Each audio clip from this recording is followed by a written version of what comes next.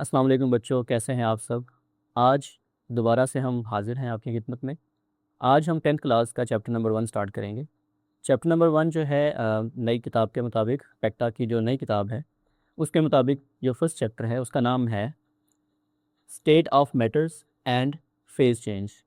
कि मैटर की कितनी स्टेट्स हैं और किस तरह से मैटर्स की जो शेप हैं वो चेंज होती हैं। जैसे कि आप सब जानते होंगे कि मैटर जो है बेसिकली हर उस चीज़ को कहते हैं जिसका वज़न भी हो और जो जगह भी घेरती हो। हर वो चीज़ जिसका वज़न और जगह हो उसे हम कहते हैं मैटर। तो मैटर जो है इस पूरी कायनात के अंदर 4 हालतों में पाई जाती है। लिक्विड के अंदर होती है, सॉलिड के अंदर होती है, गैसेस के अंदर होती है और प्लाज्मा की हालत में होती है।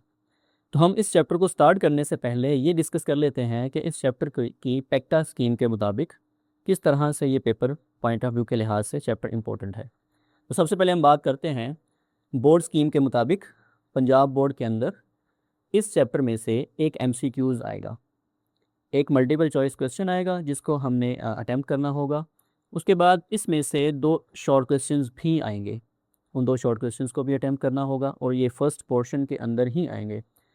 और लास्टली एक इसमें से लॉन्ग क्वेश्चन आएगा। उस लॉन्ग क्वेश्चन, क्योंकि आपको पता है पंजाब बोर्ड के मुताबिक 3 लॉन्ग क्वेश्चंस आते हैं जिसमें ए पार्ट और बी पार्ट होता है हर लॉन्ग क्वेश्चंस का। और चैप्टर नंबर 10 में से ये जो चैप्टर नंबर 14 है इस चैप्टर में से पहला ए पार्ट जो है इस चैप्टर में से आएगा जो कि 5 नंबर का होगा। तो कुल मिला के इस चैप्टर में से 10 नंबर का जो पेपर है वो आपको पेपर में पूछा जाएगा। तो इस चैप्टर को बड़े ध्यान से देखिएगा, ये बहुत इंपॉर्टेंट चैप्टर है। फिज़िकल स्टेट्स के बारे में है कि किस तरह से एक स्टेट दूसरी स्टेट में चेंज होती है और उस चेंज होने के दौरान क्या इफेक्ट उसके ऊपर आता है, चीज़ों के ऊपर, एटम्स के ऊपर। तो इसको स्टार्ट करने से पहले मैं आपके सामने एक छोटा सा एक्सपेरिमेंट करना चाहता हूँ।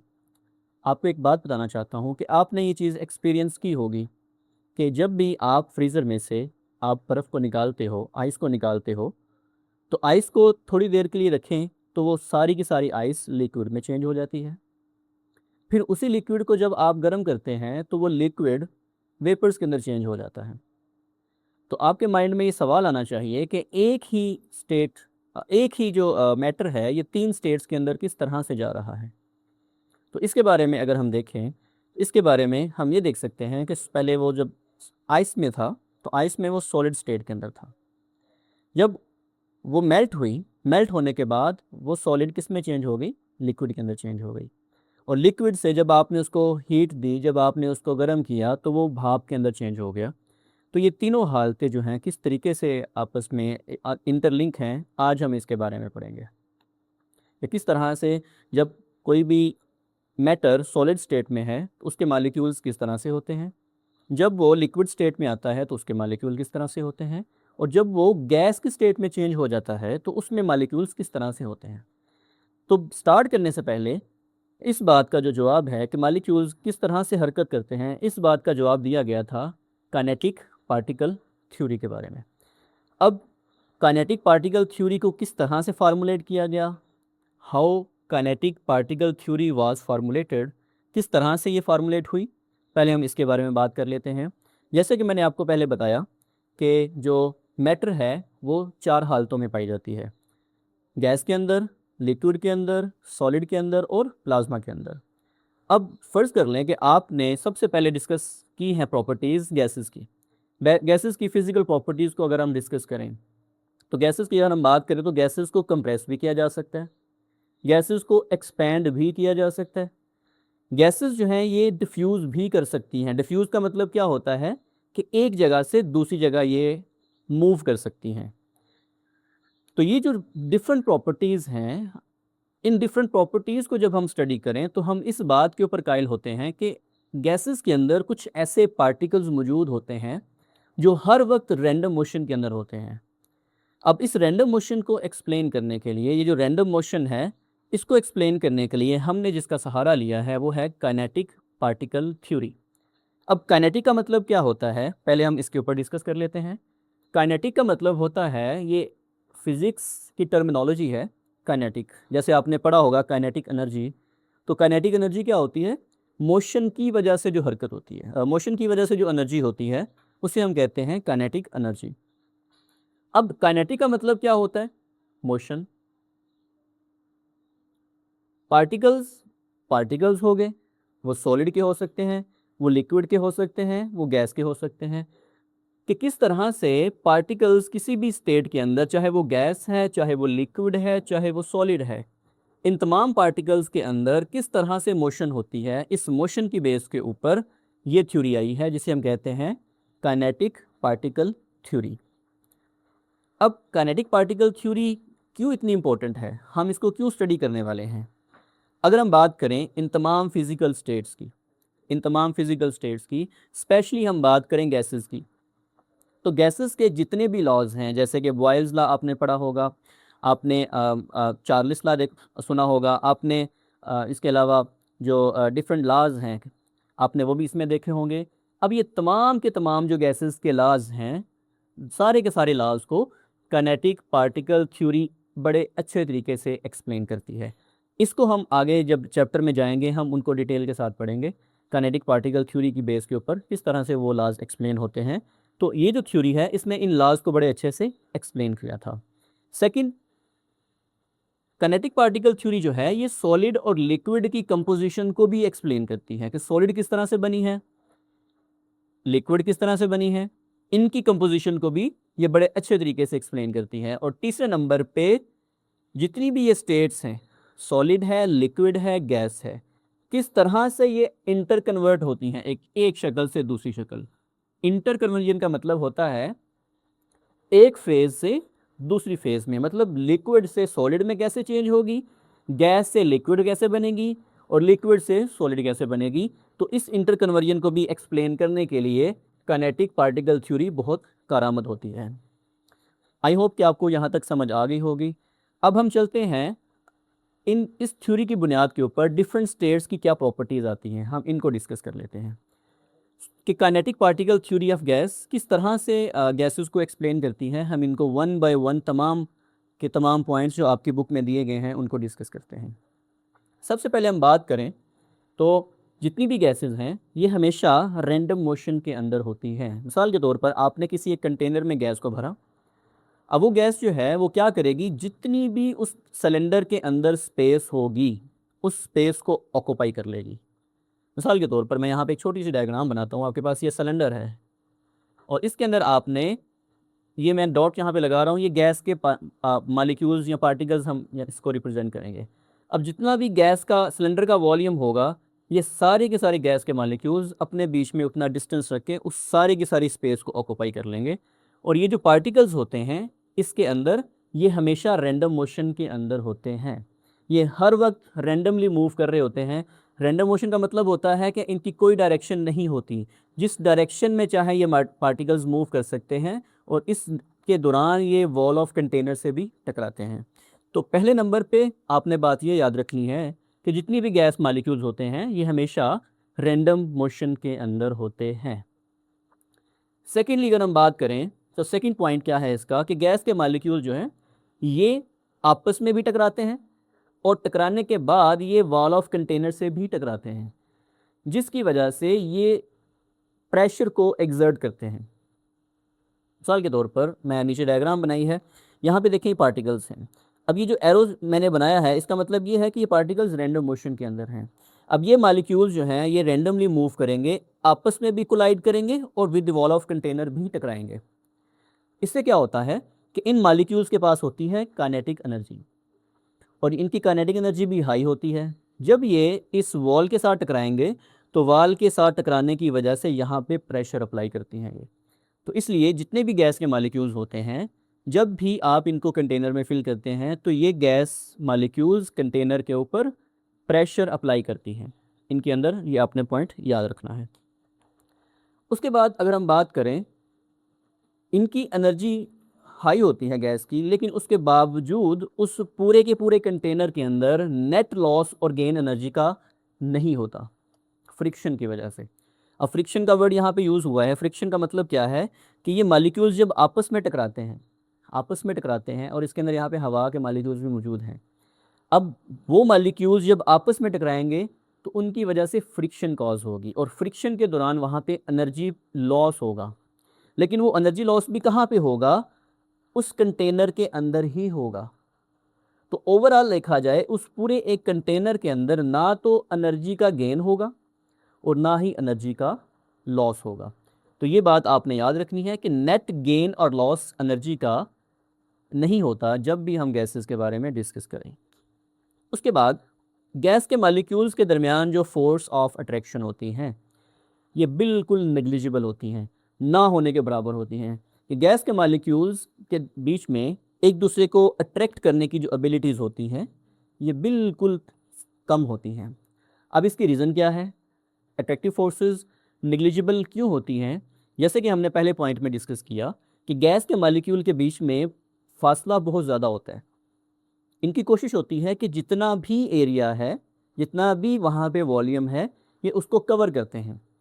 अब वॉल्यूम को कवर करने की वजह से इनके बीच में डिस्टेंस ज़्यादा हो गया। डिस्टेंस ज़्यादा होने की वजह से इनके दरमियान जो अट्रैक्टिव फोर्सेस होती हैं वो नेग्लिजिबल होती हैं। तो ये शॉर्ट क्वेश्चन के तौर पे आ सकता है, आप इसको कर सकते हैं कि why force of attraction in gases are negligible. तो आपने ये बताना है कि इनके अंदर मॉलिक्यूल्स के बीच में फासला बहुत ज़्यादा होता है। जब फासला ज़्यादा होता है तो इनके बीच में फोर्स ऑफ अट्रैक्शन ना होने के बराबर होती है। उसके बाद जो पॉइंट है वो ये है कि इनकी जो एवरेज काइनेटिक एनर्जी होती है गैसेस की, एवरेज काइनेटिक एनर्जी का मतलब क्या होता है? एवरेज काइनेटिक एनर्जी का मतलब ये है कि यहाँ पे बहुत सारे गैस के मॉलिक्यूल्स होंगे, यहाँ पे बहुत सारे गैस के मॉलिक्यूल्स होंगे। किसी मॉलिक्यूल की एनर्जी होगी ज़्यादा, किसी मॉलिक्यूल की एनर्जी होगी कम और किसी मॉलिक्यूल की एनर्जी होगी मॉडरेट। अब इन तमाम मॉलिक्यूल्स की जो एवरेज हम निकालेंगे तो जो एवरेज काइनेटिक एनर्जी बनेगी ये हमेशा डायरेक्टली प्रोपोर्शनल होती है टेम्परेचर से। टेम्परेचर के साथ ये डायरेक्टली प्रोपोर्शनल है। इसका मतलब क्या हुआ कि एवरेज काइनेटिक एनर्जी मॉलिक्यूल्स की जब सेम होगी उसके दौरान टेम्परेचर जो है वो भी क्या रहेगा? सेम रहेगा। तो ये बहुत इंपॉर्टेंट पॉइंट है। इस पॉइंट की बुनियाद के ऊपर आगे हम डिफरेंट लॉज को भी देखेंगे। अब नेक्स्ट पॉइंट की तरफ आते हैं कि जो गैस के मॉलिक्यूल्स होते हैं, गैस के मॉलिक्यूल्स 3 तरह की मूवमेंट्स को शो करते हैं। इस पॉइंट के ऊपर हम थोड़ा सा डिटेल में बात करेंगे कि गैस के molecule different type of movements को शो करते हैं। उनको वन बाय वन मैंने यहाँ पे लिखा हुआ है। सबसे पहले है ट्रांसलेशनल मोशन। जैसे कि आप 9th क्लास में पढ़ के आए होंगे, ट्रांसलेशनल मोशन क्या होती है कि किसी भी एक पार्टिकल की एक लाइन के अंदर हरकत करना, उसे हम क्या कहते हैं? Translational motion. तो ये जो गैस के मॉलिक्यूल होते हैं ये ट्रांसलेशनल मोशन को ज़ाहिर करते हैं, मतलब एक लाइन के अंदर भी अपनी मूवमेंट को शो करते हैं। एक लाइन के अंदर ये हरकत कर सकते हैं। दूसरे नंबर पे ये रोटेशनल मूवमेंट या रोटेशनल मोशन भी शो करते हैं। रोटेशनल मोशन का मतलब क्या होता है कि रोटेशनल मोशन ये मॉलिक्यूल्स अपनी जगह पे रोटेट भी कर रहे होते हैं। जैसे सन के गिर्द जो ज़मीन है वो अपने ही एक्सिस के गिर्द भी घूम रही होती है। सेम लाइक दैट यहाँ पे जो मॉलिक्यूल्स होते हैं गैसेस के ये रोटेशनल मोशन भी शो करते हैं, मतलब रोटेट करके ऐसे आगे जा रहे होते हैं सीधी लाइन के अंदर। और उसके बाद है वाइब्रेशनल मोशन। वाइब्रेशनल मोशन क्या होती है कि ये मॉलिक्यूल्स अपनी उन पोजीशंस के ऊपर वाइब्रेट भी कर रहे होते हैं। ये वाइब्रेट करने की एबिलिटीज़ भी रखते हैं। तो गैस के मॉलिक्यूल वाइब्रेट भी करते हैं। ये अपनी पोजीशंस जहाँ जहाँ ये जा रहे होते हैं सीधा या जिस रैंडम मोशन को ये फॉलो कर रहे होते हैं वहाँ पे ये ट्रांसलेशनल मोशन को भी ज़ाहिर करते हैं और रोटेशनल मोशन को भी ज़ाहिर करते हैं। तो इस तरह से जो kinetic particle theory of gas है, गैस को इस तरीके से एक्सप्लेन करती है। तो इसके अंदर जो मेन पॉइंट आप लोगों ने ध्यान में रखना है कि इनका फिक्स्ड वॉल्यूम, गैसेस का कोई भी फिक्स्ड वॉल्यूम नहीं होता। जितना वॉल्यूम इनको दिया जाएगा ये उतने वॉल्यूम को ही ऑक्यूपाई कर लेती हैं। और इनकी अगर हम बात करें इन पार्टिकल्स की अगर हम बात करें कि इन पार्टिकल्स के अंदर जो फिक्स्ड शेप है, कोई फिक्स शेप इनकी नहीं होती क्योंकि मॉलिक्यूल्स हर वक्त हरकत में होते हैं और ना ही इनकी कोई फिक्स्ड पोजीशन होती है पार्टिकल्स की। तो ये बातें आपने इसके अंदर याद रखनी है। उसके बाद हम बात करते हैं kinetic particle theory of liquid की। ये तो हमने बात कर दी सॉलिड की, गैसेस की। अब हम बात करते हैं kinetic particle theory of liquid कि लिक्विड जो है किस तरह से बिहेव करती है। तो ये बात आपके सामने आ जानी चाहिए कि जब आपने पानी को भाप में चेंज किया था तो उस भाप के दौरान उसके अंदर जो पार्टिकल्स हैं वो ये तमाम की तमाम चीज़ें शो कर रहे होंगे जो हमने पॉइंट्स यहाँ पे डिस्कस किए हैं। सेकेंडली, जब वो जो आपने बर्फ़ ली थी, आइस ली थी, जब वो लिक्विड में चेंज हुई उसके दौरान वो कौन कौन सी प्रॉपर्टीज़ को शो करेंगे। इसके बारे में डिस्कस करते हैं। सबसे पहले हम बात करें तो पार्टिकल्स जो हैं as compare to gases, liquid के अंदर इनके बीच में जो डिस्टेंस होता है वो थोड़ा सा कम हो जाता है। मतलब लिक्विड के अंदर गैस के मालिक्यूल दूर दूर नहीं होते बल्कि थोड़े से पास हो जाते हैं एज कंपेयर टू गैसेस। आप यहाँ पे डायग्राम में भी देख सकते हैं, ये मालिक्यूल्स मैंने यहाँ पे बनाए हैं। ये मालिक्यूल्स जो हैं गैसेस की निस्बत थोड़े से आपस में क्लोजली पैक हैं। पहले नंबर पे पॉइंट इसका ये हो गया। दूसरे नंबर पे जो पॉइंट है, इसके मालिक्यूल्स भी, लिक्विड के मालिक्यूल्स भी तमाम पॉसिबल डायरेक्शंस के अंदर मूव करते हैं। तमाम पॉसिबल डायरेक्शन के अंदर ये भी मूव करते हैं। जैसे कि हमने बात की थी अपने गैसेस की, गैसेस जो हैं ये भी तमाम डायरेक्शन के अंदर मूव करती हैं। सेम लाइक गैसेस, लिक्विड जो हैं ये भी हर डायरेक्शन के अंदर मूव करती हैं। थर्ड पॉइंट क्या है, लिक्विड जो हैं they do not have fix shape and position of the particles. इसके अंदर भी, लिक्विड्स के अंदर भी ना तो इनकी कोई फिक्स शेप होगी और ना ही इनके पार्टिकल्स की पोजीशन फिक्स होगी। अब आपने देखा होगा कि जितनी भी लिक्विड्स हैं, अगर आप उन लिक्विड्स को किसी एक गोल बर्तन में डालते हो, पानी की अगर हम बात करें तो ये उसी की शेप को इख्तियार कर लेता है। अगर आप इसको किसी एक रेक्टेंगुलर पैन के अंदर डालें तो ये उसकी शेप को इख्तियार कर लेगा। जिस शेप के अंदर आप इन पार्टिकल्स को, मतलब लिक्विड को रखेंगे, ये उसी की शेप को इख्तियार कर लेगा। अब उसकी रीज़न क्या होती है? उसकी रीज़न ये होती है कि इसके जो पार्टिकल्स हैं इनकी कोई भी फिक्स शेप नहीं है और ये अपने पार्टिकल्स की पोजीशन को भी बरकरार नहीं रखते। और उसकी वजह अभी हम नीचे डिस्कस करेंगे। 3 तरह की मूवमेंट है जिसकी वजह से ऐसा होता है। तो इनकी ना तो फिक्स शेप होगी और ना ही इनके पार्टिकल्स की पोजीशन फिक्स होगी। तीसरे नंबर पे अगर हम बात करें अट्रैक्टिव फोर्सेस की, तो लिक्विड्स के अंदर जो अट्रैक्टिव फोर्सेस हैं वो इनकी निस्बत थोड़ी ज़्यादा होती हैं, गैसेस की निस्बत यहाँ पे ज़्यादा होती हैं। अब उसकी रीज़न क्या है? मालिक्यूल पहले गैसेस के अंदर बहुत दूर दूर थे, लेकिन जब लिक्विड की बात करेंगे तो मालिक्यूल्स एक दूसरे के करीब करीब आ गए हैं। फासला अब इनके बीच में कम हो गया है। जब इनके बीच में फासला कम हुआ तो इनके बीच में अट्रैक्टिव फोर्सेस ज़्यादा हो जाएंगी। इसलिए गैसेस का फिक्स वॉल्यूम नहीं था, लेकिन लिक्विड की बात करें तो अट्रैक्टिव फोर्सेस की वजह से इनका फिक्स्ड वॉल्यूम भी होगा। उसके बाद नेक्स्ट पॉइंट की तरफ आए तो जैसे हमने बात की थी गैसेस की, गैसेस 3 तरह की मूवमेंट्स को शो करते हैं। सेम लाइक दैट लिक्विड भी 3 तरह की मूवमेंट्स को एग्जिबिट करते हैं। सबसे पहले ट्रांसलेशनल मोशन है, रोटेशनल मोशन है और वाइब्रेशनल मोशन। ये पार्टिकल्स भी इन तीनों तरह की मोशंस को एग्जिबिट करते हैं। उसके बाद अगर हम बात करें लिक्विड्स की तो ये फ्लूइडिटी शो करते हैं। फ्लूइडिटी का मतलब क्या होता है? ये बह जाने वाले हमारे पास मैटर होती है। मतलब अगर आप पानी को ज़मीन पे बहाएं तो पानी जो है वो एक जगह से दूसरी जगह बह जाता है। ऐसे किसी और लिक्विड को, अल्कोहल को या बाकी चीज़ों को जब आप उसको ज़मीन में फैला देंगे तो ये एक जगह से फ़्लो करके दूसरी जगह मूव कर जाता है। तो इसकी वजह क्या होती है? इसकी रीज़न ये होती है कि जो मालिक्यूल्स होते हैं लिक्विड के अंदर, अब लिक्विड के अंदर मालिक्यूल एक दूसरे के ऊपर स्लाइडली पेस्ट हो रहे होते हैं। मतलब सेम ऐसे समझें कि नीचे मालिक्यूल्स की एक लेयर है, ऊपर मालिक्यूल्स की दूसरी लेयर है। जब आप इनको फ्लो करवाते हो तो ये मालिक्यूल की ऊपर वाली लेयर उसके ऊपर स्लाइड हो जाती है। इस तरीके से ये स्लाइडिंग की वजह से मालिक्यूल जो हैं फ्लूइडिटी को शो करते हैं। ये इसका लास्ट पॉइंट था। तो लिक्विड की बात करें, ओवरऑल इनका फिक्स वॉल्यूम होता है, इनकी जो फिक्स पोजीशन है पार्टिकल्स की वो नहीं होती। और अगर हम बात करें इनकी शेप की तो लिक्विड्स की भी कोई भी ख़ास अप्रोप्रिएट शेप नहीं होती। लास्टली हम बात करेंगे सॉलिड्स की। सॉलिड्स के अंदर क्या होगा? सॉलिड्स के अंदर, सॉलिड सब्सटेंसेस के अंदर या तो क्या मौजूद होंगे? आयंस मौजूद होंगे, एटम्स मौजूद होंगे, मालिक्यूल्स मौजूद होंगे। अब ये एटम्स, आयंस, मालिक्यूल्स क्या हैं? इसको हमने एटम्स के बारे में हमने डिटेल में पढ़ा था। आप इसको अगर देखना चाहते हैं तो ये आई बटन में मैंने वीडियो का लिंक लगा दिया है, आप वहाँ से देख सकते हैं कि एटम्स क्या होते हैं। आपको वहाँ पे डिटेल के अंदर इसकी सारी एक्सप्लेनेशन मिल जाएगी।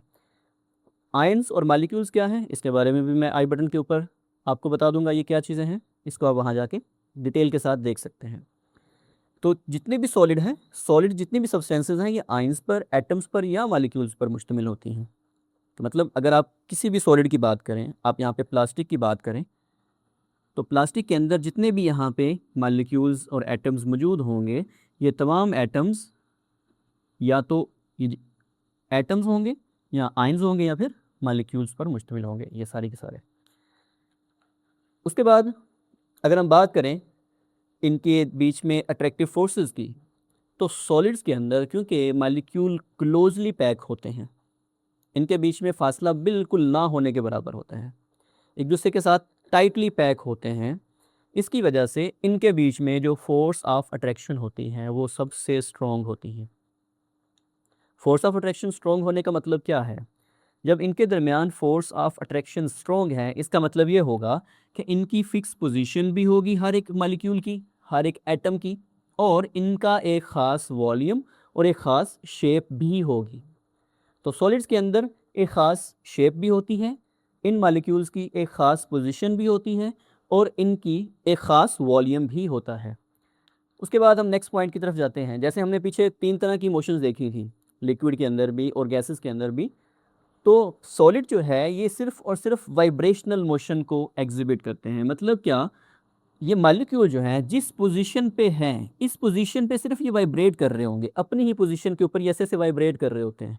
मतलब इनकी काइनेटिक एनर्जी होती है, लेकिन काइनेटिक एनर्जी इनकी बाकी सारे मॉलिक्यूल्स, जैसे हमने लिक्विड देखी है, गैसेस देखी हैं, उनसे इनकी काइनेटिक एनर्जी कम होती है। तो ये अपनी ही जगह पे क्या कर रहे होते हैं? वाइब्रेट कर रहे होते हैं। उसके बाद इनकी फ़िक्स शेप भी है, इनका फ़िक्स वॉल्यूम भी होता है, ये हमने बात डिस्कस कर ली। फ़िक्स शेप क्यों है, फ़िक्स वॉल्यूम क्यों है? उसकी वजह क्योंकि इनके बीच में अट्रैक्टिव फोर्सेस स्ट्रॉन्ग होती हैं। उसके बाद सॉलिड जो है ये इनकम्प्रेसिबल होती हैं। इनकम्प्रेसिबल का मतलब क्या है? जैसे अगर हम बात करें गैसेस की, तो गैसेस को हम कंप्रेस कर सकते हैं क्योंकि मॉलिक्यूल्स बहुत दूर दूर होते हैं, उनके बीच में वैक्यूम ज़्यादा होता है, फ्री स्पेस ज़्यादा होती है। जैसे ही आप उसके ऊपर प्रेशर को अप्लाई करेंगे, प्रेशर के लगाने की वजह से क्या होगा? मॉलिक्यूल एक दूसरे के क्लोज आ जाएंगे। जब मॉलिक्यूल क्लोज हो जाएंगे तो उनके बीच में जो फासला होता है वो कम हो जाता है, अट्रैक्टिव फोर्सेस डेवलप हो जाती हैं। इसलिए हम कह सकते हैं कि गैसेस कंप्रेसिबल होती हैं और हाईली कंप्रेसिबल होती हैं। अगर हम बात करें लिक्विड्स की, अब लिक्विड के केस के अंदर मॉलिक्यूल के बीच में फासला तो है, तो हम क्या कर सकते हैं? लिक्विड को भी कंप्रेस कर सकते हैं, लेकिन ज़्यादा कंप्रेसिबल नहीं होते क्योंकि इनके मॉलिक्यूल एक दूसरे के ज़्यादा दूर नहीं होते, बिल्कुल पास पास होते हैं, लेकिन सॉलिड से थोड़े दूर होते हैं। लेकिन अगर हम बात करें सॉलिड्स की, तो सॉलिड के अंदर हम पार्टिकल्स को कंप्रेस नहीं कर सकते। उसकी रीज़न आपके सामने है कि मॉलिक्यूल जो हैं टाइटली पैक होते हैं, उनके बीच में ज़रा सा भी बिल्कुल फ्री स्पेस नहीं होती। तो फ्री स्पेस ना होने की वजह से इन मॉलिक्यूल्स को कंप्रेस नहीं किया जा सकता, और इनकी कंप्रेसिबिलिटी ना होने की वजह से इनकी डेंसिटीज़ भी हाई होती हैं। तो डेंसिटी हाई, सॉलिड की डेंसिटी सबसे हाई होती हैं, उससे कम डेंसिटी लिक्विड्स की होती हैं, और सबसे कम डेंसिटी गैसेस की होती हैं। कोई चीज़ जितनी करीब होगी उतनी डेंसिटी उसकी ज़्यादा होगी। अब डेंसिटी होती क्या है? डेंसिटी कहते हैं मास पर यूनिट वॉल्यूम, कि एक यूनिट वॉल्यूम के ऊपर जितना मास है उसे हम कहते हैं कि वो डेंसिटी है। तो सॉलिड की डेंसिटी सबसे ज़्यादा होती है। और अगर हम बात करें सॉलिड की, तो इनकी kinetic energy as compare to liquids, as compare to gases, सबसे कम काइनेटिक एनर्जी सॉलिड्स की होती है। उसकी वजह क्योंकि ये सिर्फ़ और सिर्फ कौन सी मोशन में होते हैं? वाइब्रेशनल मोशन में होते हैं। वाइब्रेशनल मोशन की में इनके बीच में फासला कम होने की वजह से एनर्जी कम होती है, जबकि दूसरी दोनों स्टेट्स के अंदर, लिक्विड के अंदर भी और गैस के अंदर भी, इनके अंदर जो काइनेटिक एनर्जीज होती हैं लिक्विड की सॉलिड से थोड़ी ज़्यादा होती हैं, और सबसे ज़्यादा किसकी होती है? गैसेस की पास काइनेटिक एनर्जी मौजूद होती है। आई होप कि आपको समझ आई होगी आज के लेक्चर में। अगर आपका कोई सवाल है, अगर आप कुछ पूछना चाहते हैं, तो कमेंट सेक्शन के अंदर अपनी उस क्वेश्चन को लिखें, मैं उसका एज़ सुन एज़ पॉसिबल जवाब दूंगा।